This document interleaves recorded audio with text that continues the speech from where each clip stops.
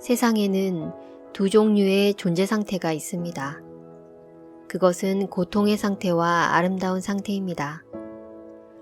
고통은 당신 주위에 혼돈의 에너지를 만들고, 아름다운 상태는 당신의 삶에 조화로운 일들을 불러들입니다.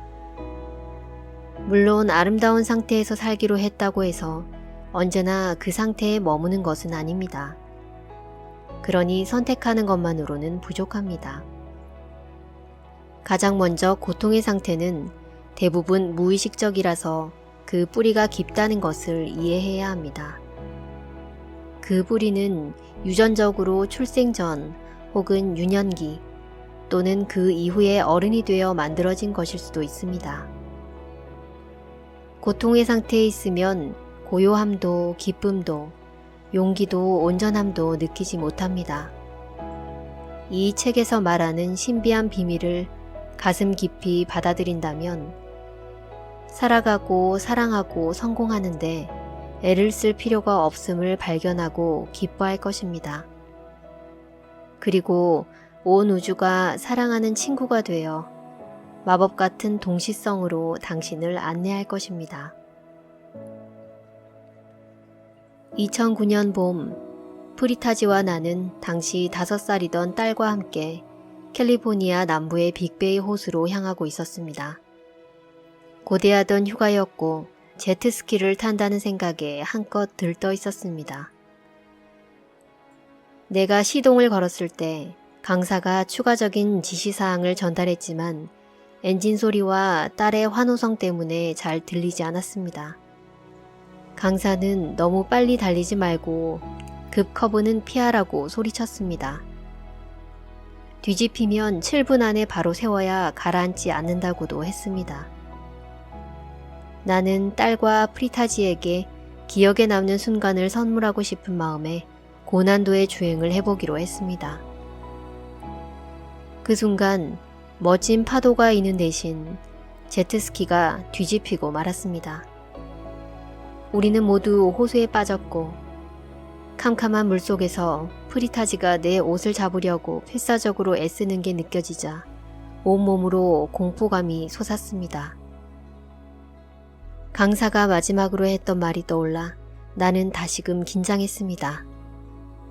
제트스키가 전복된 지 이미 7분이 지난 것 같았고 당장이라도 가라앉을 것만 같았습니다. 우리는 이미 육지에서 너무 멀리 떨어진 얼음물 속에 있었습니다. 휴대전화도 젖어 있었고 아무도 우리를 구하러 오지 않을 거라는 생각에 또다시 공포가 밀려왔습니다. 왜 우리 가족에게 이런 일이 일어났을까? 나쁜 카르마 때문일까? 아니면 우주가 우리를 위한 계획이 있기 때문일까? 이 사건에서 내가 배울 교훈이 있는 걸까? 이런저런 답을 생각해봤지만 내 마음속은 여전히 지옥이었습니다. 나는 이 상황에 너무나 화가 났고 이러한 내면의 혼란이 너무 불편해서 호흡을 가다듬고 내면을 들여다보기로 했습니다.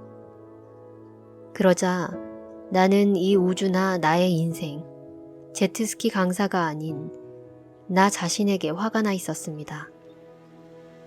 조금 전까지만 해도 나는 호수에서 제트스키를 탄다는 생각에 흥분해 구명조끼조차 필요 없다고 생각했었습니다. 프리타지가 아니었다면 구명조끼도 입지 않았을 것이고 그랬다면 그날 내 가족을 모두 잃었을 것입니다. 진실을 바라보자 미친 듯 날뛰던 내면은 고요해졌습니다. 그리고 커다란 비움의 과정이라고밖에 설명할 수 없는 일이 일어났습니다. 내면은 더할 나위 없이 고요했고 바로 그때 모든 괴로움의 본질이 무엇인지 깨달았습니다. 그것은 모든 괴로움은 자기중심적 사고에 집착하기 때문이라는 것이었습니다. 나는 마침내 내 괴로움만이 아니라 모두의 괴로움을 이해했습니다. 나는 인류의 괴로움을 목격했습니다. 모든 불행의 원인이 나에 대한 집착 때문임을 이해했고 불안과 두려움, 분노 등의 모든 고통스러운 감정이 나를 중심으로 끊임없이 맴돌 때 일어나는 것이었습니다. 강박적인 자기 집착에서 풀려날 때에만 고통과 스트레스에서 벗어날 수 있었습니다. 이 사실을 깨닫자 온몸의 신경세포가 요동치기 시작했습니다.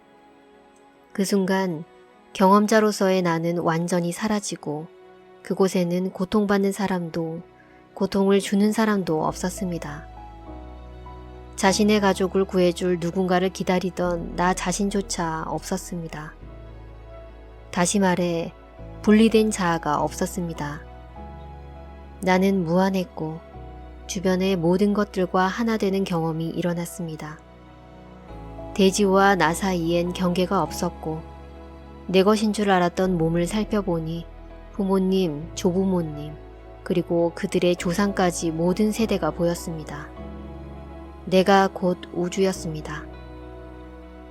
힌두 문화에서 브라만이라고 하는 것, 신성만이 존재했고 그곳에는 분리도 시간도 없었습니다. 구조대가 도착하기까지 25분 정도의 시간 동안 이 모든 깨달음을 경험한 나는 프리타지와 딸이 구조되는 모습을 지켜보면서 내 안에서 샘솟는 커다란 열정을 느꼈습니다. 내가 경험한 것을 모든 사람이 경험해서 모든 이들이 자유를 찾을 수 있도록 돕고 싶었습니다. 의식은 깨달을수록 더욱 강해지고 그럴수록 우주는 더 쉽게 우리에게 기적을 가져다 줍니다. 지금부터 우리는 당신이 진심으로 원하는 것을 얻기 위한 4가지 신성한 비밀을 알려주려 합니다. 살아가면서 우리가 접하는 감정은 괴롭거나 괴롭지 않은 상태입니다. 괴롭지 않은 상태를 아름다운 상태라고 하겠습니다. 괴로움은 곧 스트레스입니다. 두려움이나 외로움, 화가 나거나 좌절의 감정은 모두 스트레스 상태입니다. 아름다운 상태는 고요함, 연결감, 순수한 열정과 기쁨, 내면의 활력과 평화, 사랑이 느껴지는 상태라고 할 수 있습니다. 나는 수없이 많은 경험을 통해 의식이 아름다운 상태일 때 싱크로니시티, 즉 동시성의 마법이 펼쳐진다는 사실을 깨달았습니다. 동시성이란 의미 있는 우연의 일치를 뜻합니다. 이러한 싱크로니시티가 발생하면 당신의 의도에 부응하는 사건들이 삶에서 조화롭게 일어납니다. 마치 무질서하게 움직이던 우주가 우리의 열망을 충족시키기 위해 정렬되는 느낌입니다. 내면이 사랑으로 가득 차 있으면 직면한 문제에 대해서도 놀라운 창의력을 발휘하게 됩니다. 행복과 사랑, 감사와 용기, 내면의 고요함을 체험하고 이러한 아름다운 상태에서는 머릿속에 수다스런 에고의 목소리가 사라지게 되며 주변인들과 더 많은 교감을 나누게 됩니다. 그리고 실상은 우리 모두가 연결되어 있음을 그리고 하나임을 깨닫게 됩니다. 인생에서 미래의 사건들이 어떻게 전개될지는 전적으로 현재의 문제를 어떠한 마음 상태에서 다루느냐에 달려 있습니다. 직장을 잃었다고 스스로 패배자라 여기며 종일 침대에서 뒹굴겠습니까? 아니면 눈앞에 펼쳐진 새로운 기회를 보겠습니까? 내가 사는 지역에서 재난이 일어났다고 해서 공포에 압도된 채 살아가겠습니까? 아니면 마음을 가다듬고 이웃과 사회를 돕고 재건하기 위해 노력하겠습니까? 괴로움은 거의 알아차리지 못하고 넘어가는 짜증이나 근심, 실망감과 같은 감정도 있지만 이것을 그대로 두면 분노와 원한, 공포와 우울감과 같은 위험한 강박 상태로 빠질 수도 있습니다. 어떤 상태든 괴로움 상태에 매몰되는 것이 얼마나 위험한지를 알아야 합니다. 괴로움 속에서 하루를 보내는 것은 하루를 낭비하는 것입니다. 그러므로 반드시 아름다운 내면의 상태에서 살겠다고 다짐해야 합니다. 바로 이러한 영적 비전을 갖는 것이 첫 번째 신성한 비밀입니다. 영적 비전의 힘을 이해하는 데 도움이 될 만한 개인적인 에피소드 하나를 들려드리겠습니다. 나는 내가 경험한 것을 다른 이들도 체험할 수 있도록 돕는 구조물 하나를 만들고 싶었습니다. 먼저 신성한 건축에 대한 고대에서 전해지는 신비한 원칙을 잘 아는 건축가를 만났고, 우리의 신성한 비전을 구체화해줄 마법 같은 땅도 찾았습니다. 그런데 프로젝트 시작 4개월 만에 우리는 인도 산림청으로부터 귀하의 소유지가 국유림 한가운데에 있어서 부지로 출입하는 것을 허가할 수 없다는 통지를 받았습니다.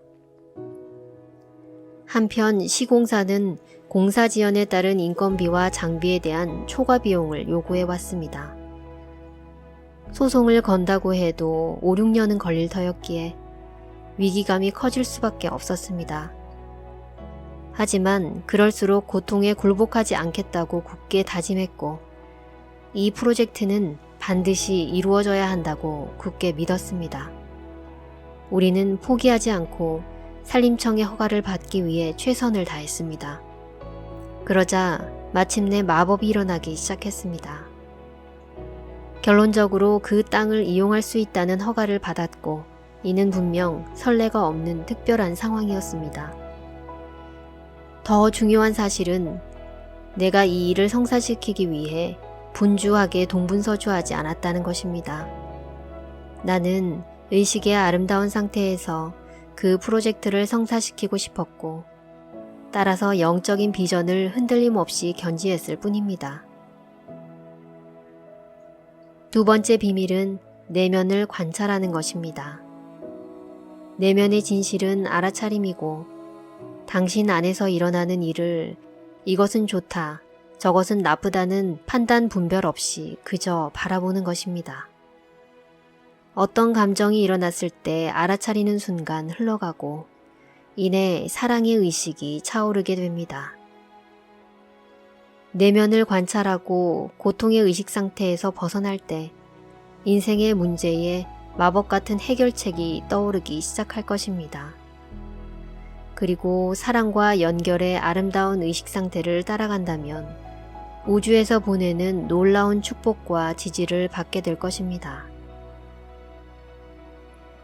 만약 여러분이 소외감과 다친 느낌으로 괴로워하고 있다면 이 세 번째 신성한 비밀이 진정한 선물이 될 것입니다. 의식의 아름다운 상태에서 내면을 관찰하고 알아차리면 우주의 지성을 느끼는 순간이 옵니다. 이것은 고요함 혹은 사랑의 느낌으로 다가옵니다. 모든 걱정과 불안, 두려움과 집착을 내려놓고 우주의 지성에게 도움을 청하면 답은 몇 분 안에 찾아옵니다. 우주지성은 당신 마음속에서 하나의 아이디어로 당신의 몸에서는 치유로 그 모습을 드러냅니다. 그리고 외부 세상에서는 우연한 사건이나 마법 같은 해결책으로 그 모습을 드러냅니다. 네 번째 신성한 비밀은 영적으로 올바른 행동을 하는 것입니다. 영적으로 올바른 행동 또한 아름다운 내면의 상태에서 나옵니다. 이는 나와 다른 사람 모두의 웰빙을 무시하지 않는 것입니다. 올바른 행동은 연결의 아름다운 상태에서 비롯되므로 여러 사람의 감정이 복잡하게 얽혀 있다면 가장 피해를 최소화하는 방식으로 행동하면 됩니다. 영적 비전으로 당신은 아름다운 삶을 살게 될 것입니다. 내면의 진실을 발견하고 의식의 아름다운 상태로 나아갈 것입니다. 당신은 아름다운 상태를 기반으로 영적으로 올바른 행동을 할 것이며 자신과 모두의 위대한 운명에 기여할 것입니다. 우주의 지성과 연결될수록 당신은 삶에서 더 많은 기적을 경험하게 될 것입니다.